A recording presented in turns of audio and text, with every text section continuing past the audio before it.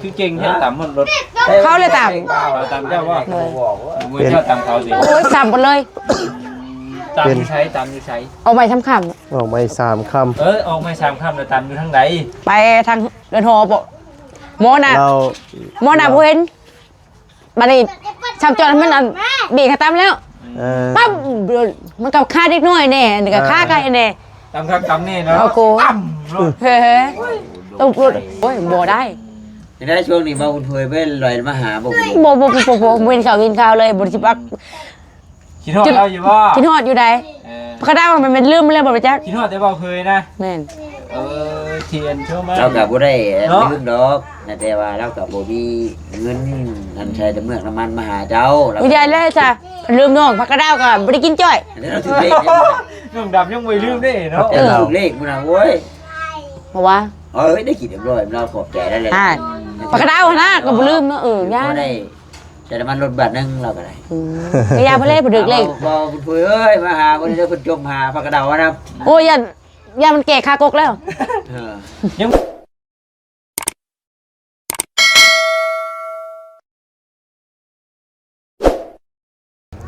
เอาพี่น้องเนาะกราบทักทายสบายดีเด้อเนาะสบายดี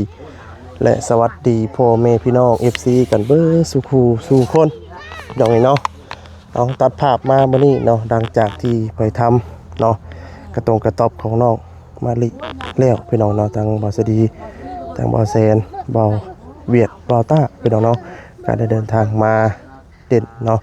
กับทางน้องทองมีพี่น้องเนาะบ่ได้มาดูนานพอสมควรเนาะแต่พอดีกับทางน้องดำเพิ่นก็อยู่เฮือนอยู่ซานมาดิน้ำเอ้ยพอดีพี่น้องเนาะภาษาพี่น้องเนาะไปรอบก่อนบ่เห็นทางน้องดำเพิ่นพี่น้องเนาะเป็นจังใดเนาะถามไทยเบื้องก่อนเนาะเพื่อคลิปดังคลิปแอลตอนตั้งแต่บอสดี้เข้าไปพุ่นแหละพี่น้องเนาะถามไทยเบื้องก่อนเนาะเศร้าเลยบ่ได้วันใดๆพี่น้องเอ้ยต่อไปตามยังจะทำไปไงตามยังเถอะก็ตามยังรถตามเดี๋ยวตามรถสบายดีหยอกเลยพี่น้องจะคือบ่ตามรถโอ้ยบ่เห็นบ่ได้เป็นโทษเป็นหนี้ก็เขาแล้วเป็นการต้องการนี่จักยานะไม่ได้เข็มเดียวก็เจ็บแล้วบ่เคยชักเนาะยาเด้อทรมานได้เลยว่าวันนี้ก็สิเอาควบพร้อมกันแล้วเพราะมันจะค่ำๆเนาะค่อยคันยำแรงต้องดำเพื่อจากเมื่อบ้านเมื่อเฮือนบ่แล้วไปตามรถเขาเจ้าคือเก่งแค่ตามมันรถเขาเลยตามเจ้าว่ามือเจ้าตามเขาสิโอ้ยตามหมดเลยตามอยู่ใช้เอาไปทำคำออกไป3 คำออกไป3 คำแต่ตามอยู่ทางไหนไปทางเดินหอบ่โมน่ะบ่เห็นบัดนี้ชาวจอดมันเบรกตามแล้วปั๊บมันกับค่าเล็กน้อยแน่นี่ก็ค่าไกลแน่ตามครับตามนี่เนาะเอาโกเฮ้ตุ๊บรถนี่ตกใจไปกลับไปลงล่างมันบนต้องดำบ่นี่ได้จ้ะฮะก็เบิ่งได้มือบาดหาดินเป็นได้หลังจิบหลังจิบแอวนะให้แล้วเช้าแล้วบ่จิบหลังจิบแอวนะเอาก็เช้าเลยเด้เช้าแล้วบ่เอาห่มไปรอบก่อนบ่เห็นเจ้ารอบก่อนน่ะเป็นไงไปหาแล้วบ่เห็นน่ะคิดหวังเลยข่อยก็เลยมาหาเจ้าแล้วก็ไปหาดินเนาะไปหาดินน้องดำแล้วมาหาอันสามีครั้งนี้บ่อยู่แล้วก็เนาะน้องบ่เห็นมาหาโตโยมมาถามเบิ่งว่าไปจังได๋ไปตาน้อยบ่จะถามโมอาการนั่นแหละเนาะไปตัดอ้อยมื้อนั้นเก็บหัวไปใช่มั้ยนี่กับตายเขายาให้กินแบบนี้เขาว่าคนดังว่าอ้าวเจ็บหัวบ่คนดังเอายาให้กินนะคนดังก็เจ็บเป็นกันเชียวโอ้ยเขาเอายาให้กินแบบนี้เจ็บหัวบ่คนดังดิเจ็บหัวแล้วก็ไปตัดอยู่ใช่ปู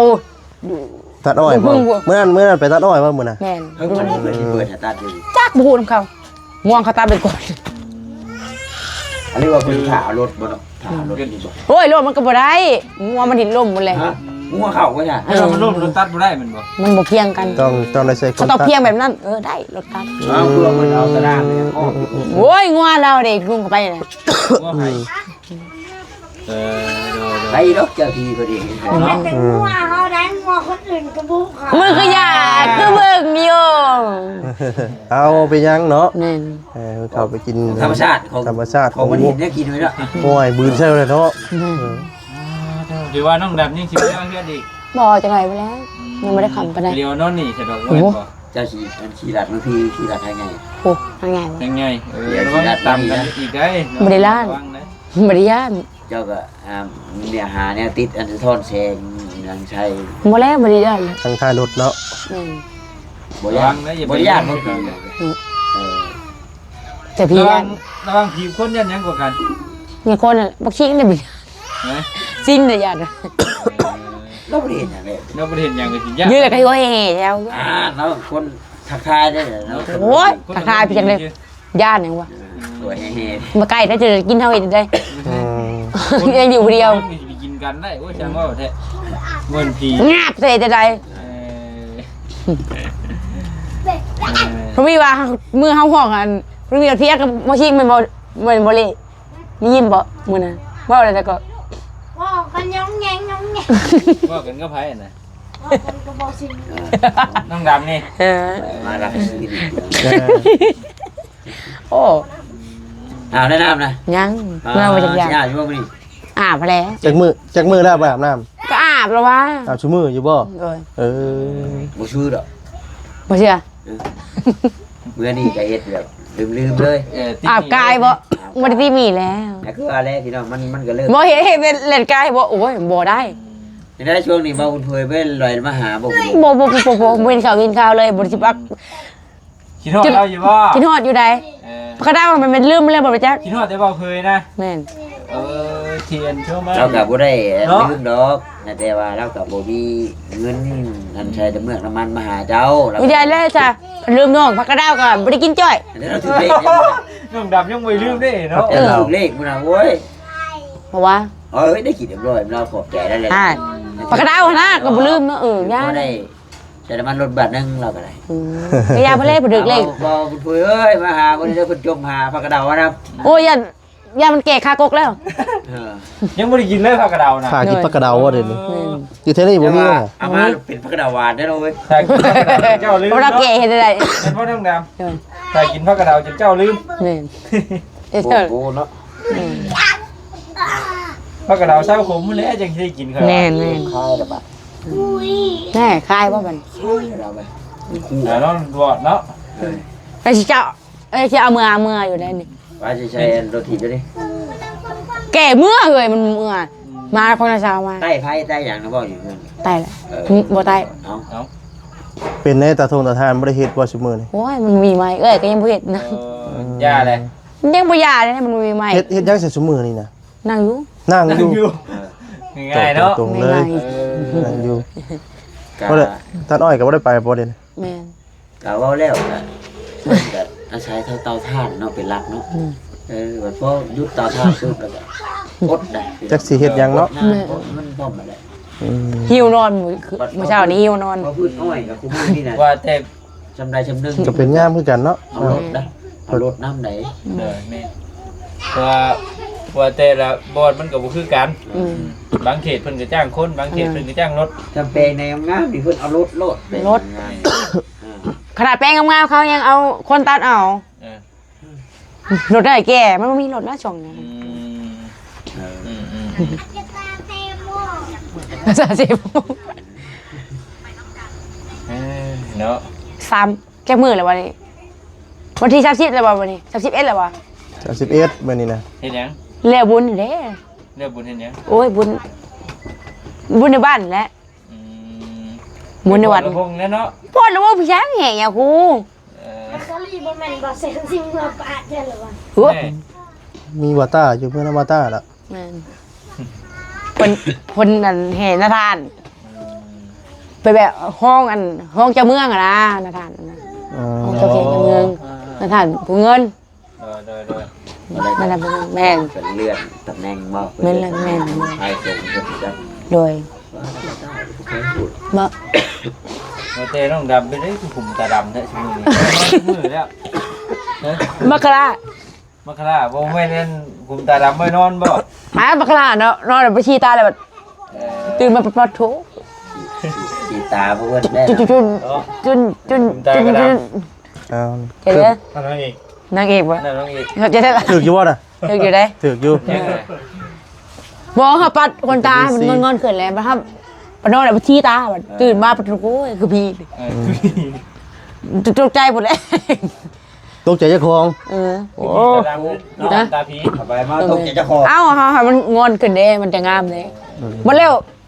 ชี้ตาชี้มาแบบตื่นใช่ไหมยังไงดอกโก้ กระดับเลือ ไผดิบ่ได้เนาะ ให้ มี เด้ เจ้าของบ่เนาะติ มันปัดไปปัดมามันเทตาตัวเองมันหายแล้ว เอ้า ถือว่ายังกระบอนรับลื่นทุกอย่างเนาะสิดัดคิ้วดัดนี่แทงตาเจ้าของเพราะ บอดัด ดัดคนดูคนตาก็ได้เนาะโอ้ย ช่วงนี้ก็บ่ได้คอยลงมาในนี้กันได้ช่วงนี้ก็ได้ ปีเนี้ย เอา บอยองปี เนาะบ่ได้คอยมาหาน้องดำเพิ่นช่วง มีไผได้ใช่มาหาฉันน้องซุมื้ ก็ อ มีได้มีแต่เจ้ามือนั่นแหละไปตัดอ้อยแหละ มีแต่มื้อนั่นแหละครับบ่ได้ ขอบใจเด้อ บ่ได้มีแต่ต้นได้ บ่มีอะไรไปหลอกชื่อว่าโง่อยากกินมูนเขากับแต่คลองเขาไปอยู่นี่ไปปุ่น ไปชื่อหมู่บ่ หน่อย ไว้ชื่อนักกินนัก ที่เสียมานี่ไงน้อยเสียเมื่อทวีเลยพอถ่ายเอามาเลยเด้อพอเอามาเขา ปีเอ้ยหนาวไปละผัว โอ้ หน้าบ่ ขึ้นไปใช้เครื่องให้นะ ลมใช่เนาะ แล้วันเนาะ พอมาถามเขาเด้อเขาใช้ถั่วรถเขาตกเด้ข้าวพนุ่มไปทางใดบ่ดอกสีไปพุ่นแล้ว ไปมา ถ่ายเป็นจังมือจะได้เงินมา หึ บอชลีเจ้าเคยทานบ่ ทานใช้ จังแล้ว เพิ่นว่าถ่ายได้ถ่ายแล้วจากมือจะได้เงิน เออ เพิ่นบ่ได้เว้าเรื่องทานได้ คือว่าทานกิน จักเลย ได้ยินว่าทานเลย ข่อยได้ยินว่าทานกินดิ เจ้าถ่ายคลิป ทานเลยทานทาย ถ่ายคลิป ถ่ายคลิป ได้ขยิงมาปลาจะเลย 24มื้อเดือนนึงพุ่นแหละ ถ่ายได้ บางเทื่อเงินบ่ฮอดกันห่วย2เดือน3เดือนพุ่นได้ เดือนนึงอยู่เหรียญนี่เนาะว่าสิเนาะ มันก็ไม่ได้ง่ายได้แต่เหตุได้จ้ะเนาะเหตุได้ชาวดำ ว่าอยู่ว่าเผาทานน้ำก็ว่าไม่เบิดแหละ โยง มาหาตัดอ้อยอ่ะ ตัดหน่อยบ่ นี่ตัดอ่อนเลย อันนี้ก็พอมาแล้วจะได้กินข้าวเนาะหรือว่ากินก่อนบ่อน จะไหนกับป้อนเพิ่น เออ เผื่อมาได้จักโมงนะ เพิ่นไปเวียกบ่เพิ่น กูได้ซื้อรังมาพี่ลูก เพิ่น กระตาจนหมุนนะเขาตำเหมือนน่ะมาเบิ่งกระตาหมุนบ่คนคือหมุนกระตาก็หมุนนะ เป็นได้ล่มบ่ บ่เขาตำเนาะเขาบ่เห็นเขาแบบว่าเล็กน้อยเนาะสมักกันนี่แหละมันก็ ตาม เนี่ยเติบ ตามได้จักมือแล้วรถตามละ อะไรมือเติบเด้ ได้มือเติบเลย มันก็ในเครื่องอยู่ในบนชายา บ่ได้ไปชักขี้ชักยาบ่ ชักแล้วในเครื่องอยู่ เบิดหลายปานใดชักยา เมื่อ1,600ผลจ่ายใช่น้องโอเคแน่ๆดูไม่ได้ผลกับ เจ้าตัดหน้าเพิ่นบ่เพิ่นยังจำเนื้อได้ โบไม่ได้ตัดได้ รถยังตาม รู้จักนี่แหละ รถจักร ไปแบบได้ไปแบบได้ ไปนอกกับขี่งงชื่อเลยแล้วมันไม่ค่อยเนาะแล้วก็เฮือนเพิ่นมีชัดจดมันเลยเพิ่นนี่ เพิ่นยุ่งเฉยเลย โยนทีเลย ลูกว่า บ่ตาขว ถือว่า โอ้ยไอ้ตื้มได้ เพิ่นตำเลยเฮ็ดจัง ได้ ได้ ไป บัด ก้อ นี้ นไปดิ ไปหาหมุดหาหมอ ถามเลย แม่เกียร์ให้น้องเลยมัน ถือว่าเพิ่นบ่เจ็บบ่ เพิ่นทำบ่ได้เจ็บน้องได้เจ็บ มีแต่เจ้าเจ็บ หน่อยมื้อนั้นก็ยังเจ็บเอวอยู่เหมือนตัวน้องจะมาน้องอันนี้ ที่ว่าจะโยตังนะเจ็บเอวยายกินนำบ่ หน่อยมันก็เครื่องสิกันเลย พอดีเขาพ่อพอดีแล้วจ้ะเนาะยังตื่มเขาเนาะเอ้ยเฮ็ดจังได๋ มามื้อนี้ว่าข้าวบุรีเนาะ มันก็ไข้แน่แล้วไข้แน่น้องก็กินยาเด้ ก็ยังดีอยู่แต่ว่าคนบ่เป็นอย่างไรเนาะดีนะฮะ ว้าลูกก็จะเจ็บนอน นั่นนี่จักหน่อยเดี๋ยวนี้รถหลาย โอ้เฮาก็คอยขี่เอา โอ้ยเจ้าปล่อยขี่กันมื้อน่ะขนาดทางมันเป็นทางยางในทางเขาโดนโหนะ ทางดินแดงทางป่าช่องผักขางเห็นได้จะตำกัน ตามทางแดงบ่ แม่ ทางไปเมื่อไหร่เมื่อหน้าเขา รถเพิ่นบ่ได้ฮักบ่ได้เพบ่ บ่ ไม่ได้เบิ่ง ต่างคนต่างบ่ได้เพเนาะ กะเบิ่งเฮาก็เบรกเลยมันก็บ่เห็นมันสิจอกมาเลยน่ะ เนาะ นี่ฉันจอดให้มันเบรกนะว่าตามแล้วนะป้อมนั่นนะ เรียบร้อย เรียบร้อย ไอ้โคบเลย กู เอากูสิ เจ็บแห้งบ่มันล่ะก็เจ็บอยู่ พาไปชักกัน เพิ่นพาไปชักยาบัดนี้ชักยาบายไป1,600,000 โอ้กู บัดนี้เพิ่นผูกแขนนะวันเท่าใด100,000อ๋อ100,000 มันชอบแชร์ปลายเด้บาดนี่ อืม ยาแก้ปวดแล้วก็ยาเนี่ยป้าดอก ก็ยังดีอยู่เพราะว่าต่างคนต่างบ่เป็นอย่างไรเนาะถ้าเกิดว่าโอ้เจ็บตายก็คือว่าอ่อนแล้วพี่น้องนี่ถือว่ายังดียังดีอยู่ จากยาก็จริงมันอยากมันเฮาเฮ็ดเวียดนามก็คือหนึ่งนั่นนี่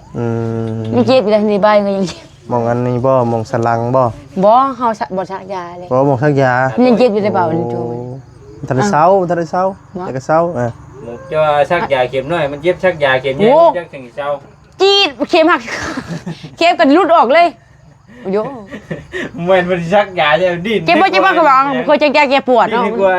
หมูตอดจังเนาะ หมอเขาก็ยันเราดีคือผมป้อง อ้าวเด้อไม่ต้องเตียงดิ โบเจ็บอะไรการใจกัดมดคือขาด กัด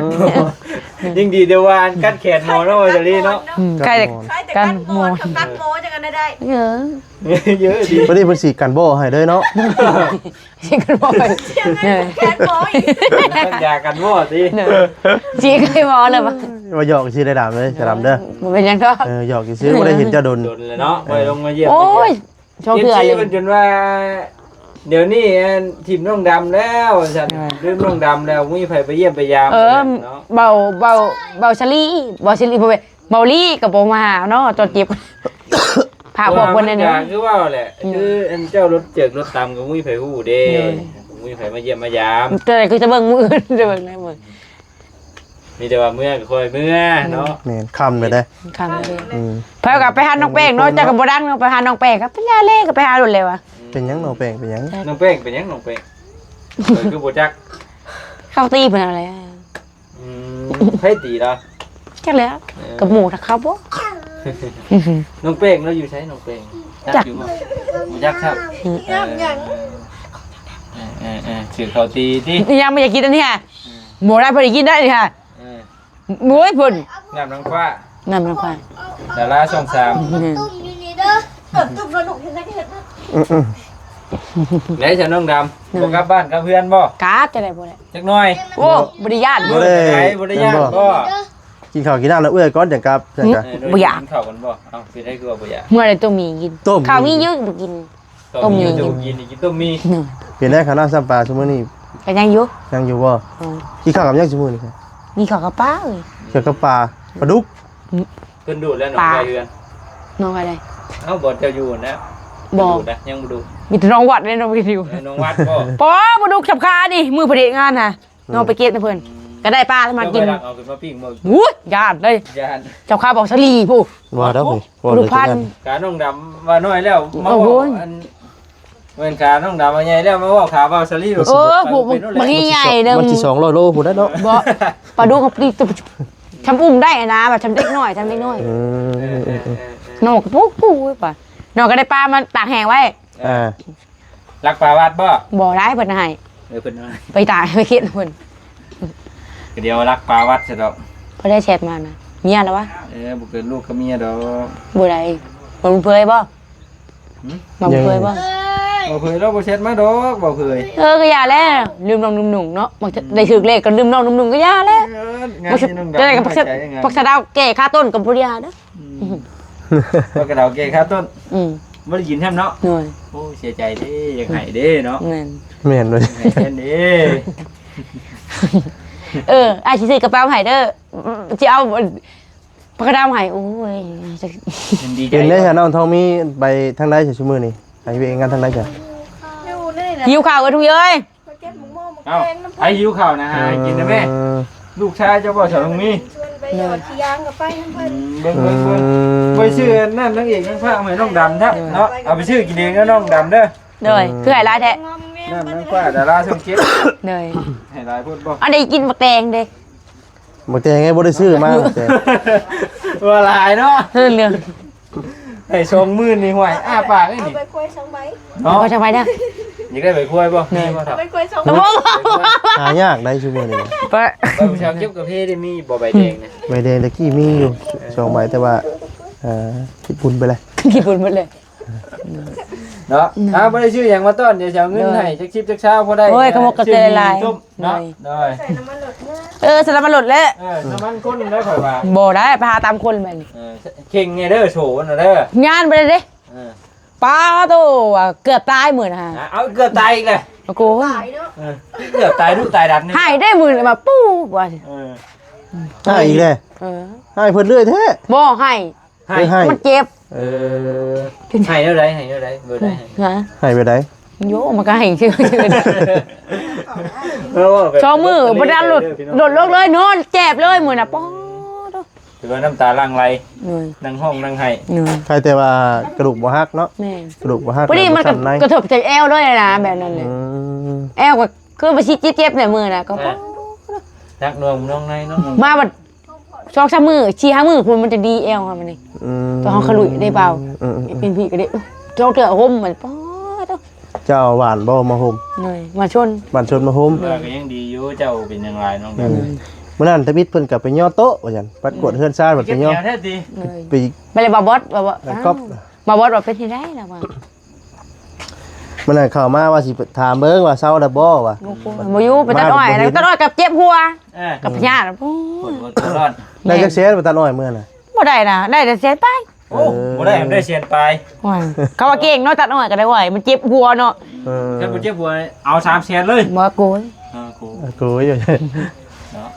ไปเช่นนั่นแหละเนาะเดี๋ยวก็สิได้กลับบ้านกลับช่องป้าก่อนเดี๋ยวจะถามไทยกับบ่าวซาดีเด้อ เหนื่อยมันก็เป็นหลายๆเด้อ ตัดจากมื้ออันไปตัดอ้อย ไป2-3มื้อนี่อ่ะบ่าไม่ไป มาพี่ ไปบ่าวซาดีมันไม่ค่อยดอกขอบคุณไม่เนาะ ไปตัด2-3มื้อดิพี่น้องเอ้ยเราถ้าน้องดามเพิ่นก็เมื่อแล้วบ่เมื่อแล้วคำดึกตึกตาเลย ที่ได้บอกไอ้เปิ้นว่า ล้างก่อนจะกินอุ้ยแล้วคือหนาวดีเนาะ บ่ได้หนาวเนี่ย อุ้ยเราไปเก็บมาใส่ชุดแบบนี้ใส่อ๋อเดินแจ้งแท้บัดนี้เนาะให้ก็เว้นบัดนี้ เราทำบ่ โตพี่น้องเอ้ยเนาะรอเบิ่งส่วนพักก่อนเป็นไงพักงามบ่ได้บ่พักนี่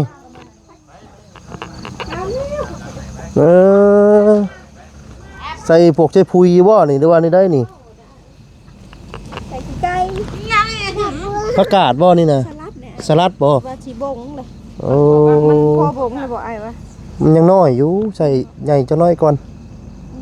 ใช้นานจะคุดได้บ่ใช่ กุดแล้วกู ปลูกพุ่นบ่โดยพี่น้องเอ้ย ผักน้ำป้อมผักบ้อง ผักบุ้งนี่สิกินจะได้กินก้อนนี่ผักบุ้งนี่ กับผักหอมนี่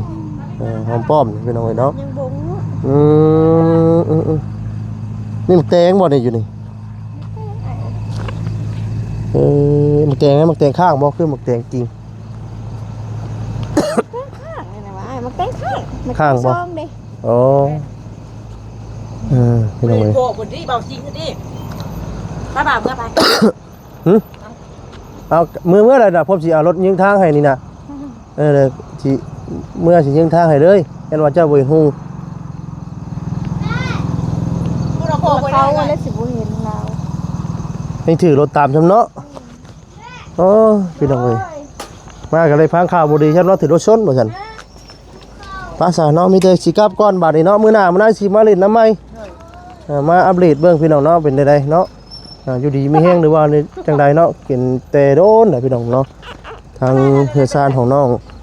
ก็มีน้องดำ